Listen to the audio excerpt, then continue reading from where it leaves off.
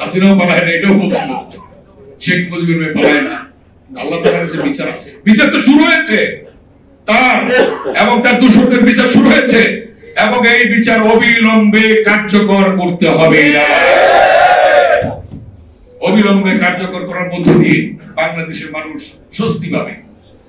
বিচার রায় কার্যকর করার মধ্য দিয়ে শহীদ পরিবারের স্বস্তি পাবে। এই রায় কার্যকর করার মধ্য দিয়ে জনগণ স্বস্তি পাবে, দেশ স্বস্তি পাবে। কিন্তু কেউ কেউ অস্বস্তি পাবে।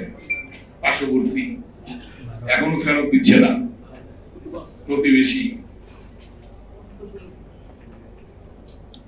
বন্ধি বিনিময় চুক্তি আছে বাংলাদেশের সাথে, তাকে ফেরত আইন অনুযায়ী দিতেই হবে।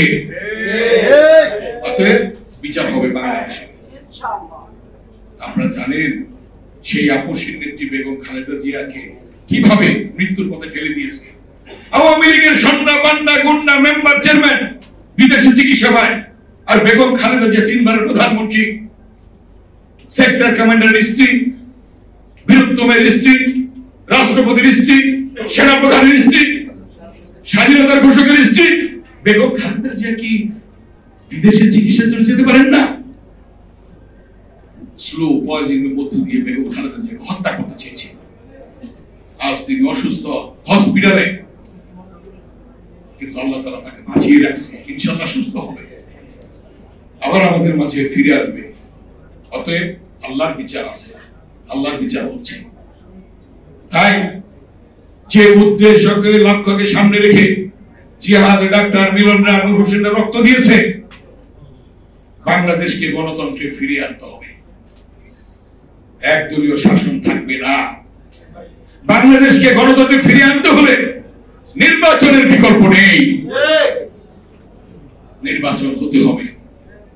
মাননীয় প্রধান উপদেষ্টা বলেছেন ফেব্রুয়ারির প্রথমার্ধে নির্বাচন হবে। এই নির্বাচন বানচাল করার জন্য স্বাধীনতা বিরোধীরা অনেক অপচেষ্টা চালিয়েছে, এখনো চালাচ্ছে, কিন্তু কোনো বাধাই ঠেকিয়ে রাখতে পারবে না। নির্বাচন ইনশাআল্লাহ ফেব্রুয়ারির প্রথমার্ধেই হবে এবং সেই নির্বাচনের মধ্য দিয়ে বাংলাদেশ গণতন্ত্রে ফিরে যাবে, জনগণ গণতন্ত্রে ফিরে যাবে। এবং যে উদ্দেশ্য ছিল, লক্ষ্য ছিল, বিএনপির ভারপ্রাপ্ত চেয়ারম্যান জনাব তারেক রহমানের যে কথাটি বলেছিলেন, দেশ যাবে কোন পথে, ফয়সালা হবে রাজপথে। 52 ভাষা আন্দোলনের সালাম বরকত রক্তের বিনিময়ে মায়ের ভাষা প্রতিষ্ঠা হয়েছিল, রাজপথে ফয়সালা হয়েছিল। 62 শিক্ষা আন্দোলনে ওয়াজুল্লাহ বাবুরের রক্তের বিনিময়ে শিক্ষার অধিকার প্রতিষ্ঠা হয়েছিল, সেদিন রাজপথে ফয়সালা হয়েছিল।